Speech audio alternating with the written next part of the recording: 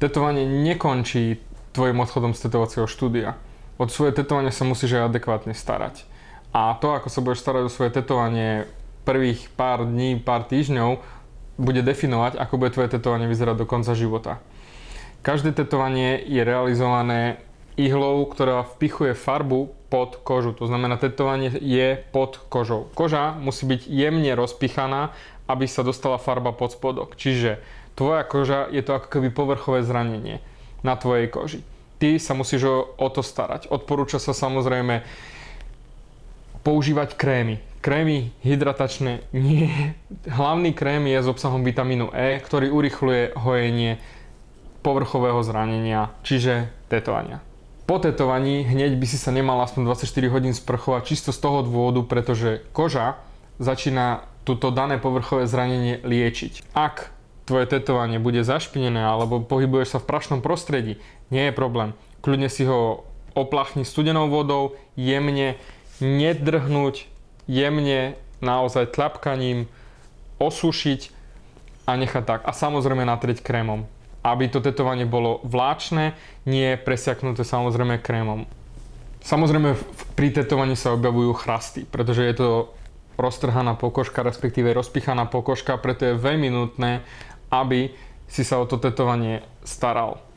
Chrasty, ktoré sa vytvoria na tetovaní, nikdy neodtrhávaj, pretože tie ešte držia stále o kúsok pokožky, v ktorej sa nachádza farba. V tú sekundu, ak to odtrhneš, vytrhávaš aj s farbou.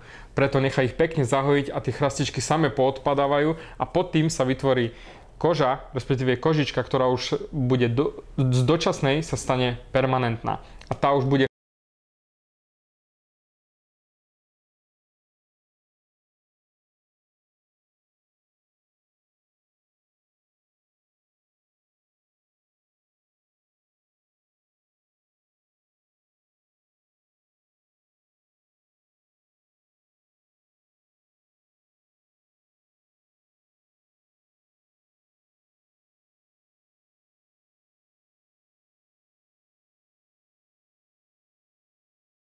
v žiadnom prípade nechod s novým čerstvým tetovaním do solária. V tú sekundu si vypečieš svoje tetovanie, stratí ti farbu, znižuješ šancu zhojiť, kazíš si svoje vlastné tetovanie. Videl som tetovania, ktoré boli čerstvé necelý týždeň a daná slečna vybehla hurá do solárka. Z černej farby bola zelená farba. Pozor na to, solárium vyťahuje farbu. Ak fakt musíš ísť do toho solárka a tvoj život by skončil, keby do solárka si nešla. Daj si vreckovku, niečím to prekryť, aby to dané tetovanie nebolo vystavené solárnemu žiareniu. Radšej vám mali štvorček ako vyblednuté tetovanie. Najväčším rizikom celého tetovania je pobyt na slnku, pretože slnko odburáva daný pigment. Tak ako aj tvoje tričko nikdy nebude prekrásne svietiace rúžové, počase vybledne na slnku. Takisto aj tetovanie počase vybledne. Preto je veľmi dôležité používať dostatočný krém s UV faktorom. 30 je dostačujúca.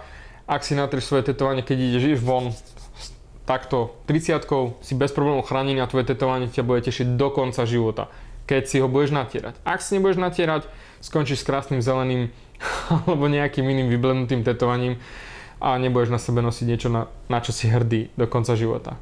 Mazať a ručím za to, že budeš mať krásne tetovanie. Ak máš ešte ďalšie otázky ohľadom tetovania, napísal som komplet celú príručku, ako si vybrať správneho tatéra. Nájdeš tam všetky odpovede, aby si mal tetovanie, na ktoré budeš hrdý do konca života. Stačí kliknúť na tento link alebo na link v popise videa.